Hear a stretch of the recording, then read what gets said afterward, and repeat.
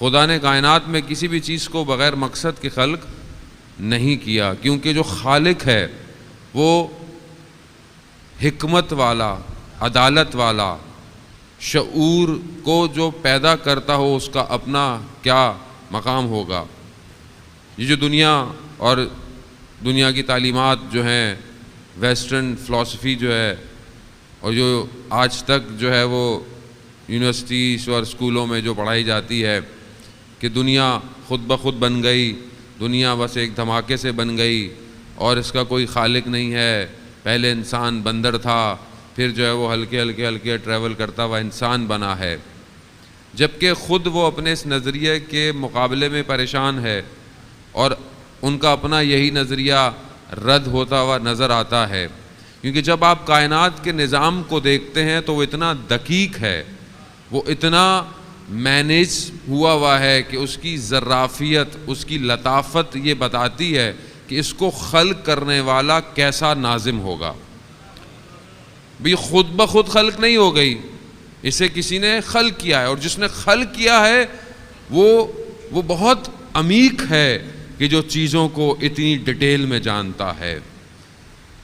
آپ کسی بھی چیز کی طرف توجہ کریں، متوجہ ہوں، میں ظاہر بچے بیٹھے ہوئے ہیں ان کے ذہنوں کو بھی تر و تازہ کرنے کے لیے کہ ان کے پاس کوئی ڈرائنگ لے کے جائیں بچے کے پاس، اور کوئی بہت اچھی ڈرائنگ بنی ہوئی ہو تو آپ بچے سے کہیں تو کہے گا بہت اچھی ڈرائنگ ہے، گھوڑے کی تصویر ہے، کوئی گھر بنا ہوا ہے، مگر آپ اسے کہیں کہ یہ خود بخود بن گئی تو یہ بچہ بھی بولے گا نہیں مذاق کر رہے ہیں آپ میرے سے، خود بخود کیسے؟ نہیں، یہ خود بخود بن گئی ہے۔ نہیں کسی نے تو بنائی ہے، نہیں خود بخود بن گئی ہے۔ تو جب ایک چھوٹی سی کاغذ پر تصویر خود نہیں بن سکتی تو اتنا بڑا جو کائنات کا نظام ہے وہ خود بخود کیسے بن سکتا ہے؟ یعنی اس کا مصور جو ہے وہ کیسا ہوگا کہ جس نے اس پوری کائنات کو رنگ دیے ہے؟ تو یعنی گویا اس نے ہر چیز کو بڑا با ہدف خلق کیا ہے۔ قرآن کی آیت جو روز میں تلاوت بھی کرتا ہوں اس میں بھی کہتا پروردگار کہ ہم نے جن اور انس کو بغیر مقصد، اور مقصد بھی بیان کیا، وہ کیا ہے؟ بندگی۔ میں نے بندگی کے علاوہ خلق نہیں کیا۔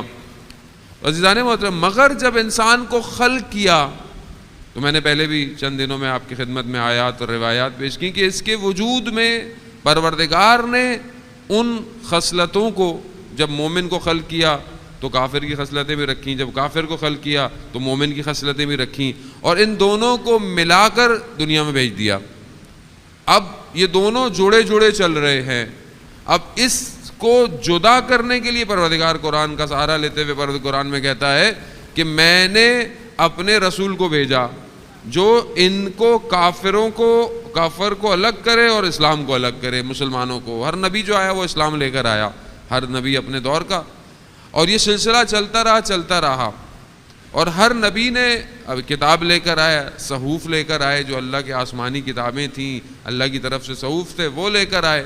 لیکن جیسے ہی ہر نبی اپنی امت سے گیا تو امت میں تفرقہ پیدا ہو گیا، امت میں لڑائی جھگڑے۔ آپ دیکھیں کہ جب حضرت موسیٰ علیہ الصلوۃ والسلام جو خدا کے نبی ہیں، ان کی قوم کے لیے جو قرآن میں آیتیں ہیں کہ فرعون ان کے بچوں کو مارتا تھا اور ان کی عورتوں کو اسیر کر کے رکھا ہوا تھا، بند کر کے رکھا ہوا تھا مرد، تو قرآن یہ کہہ رہا ہے کہ ان کو یہ جو جکڑ کر رکھا ہوا تھا، اس جکڑ میں، اس امتحان میں ان کا رشد تھا کہ اگر ان سے امتحان نہ لیا جاتا تو موسیٰ کو نہیں بھیجتے۔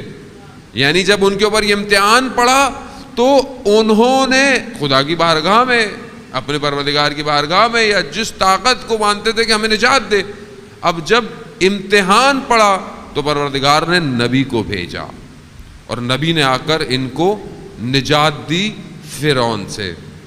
مگر ہوا کیا؟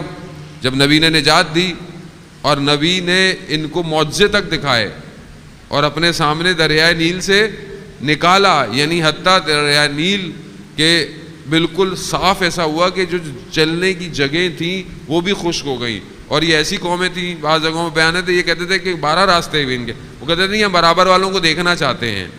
یعنی جب قوم مانگنے پر آئے تو وہ بہت کچھ مانگنا شروع کر دیتی ہے کہ یہ بھی ہو جائے، وہ بھی ہو جائے، ایسا بھی ہو جائے، ویسا بھی ہو جائے۔ اور ہمارے ہاں بھی ہے کہ ہم خود محنت کم کرتے ہیں اور دوسری طرف زیادہ توقع رکھتے ہیں کہ خدا یہ کیوں نہیں ہو رہا، وہ کیوں نہیں ہو رہا، ایسے کر دے۔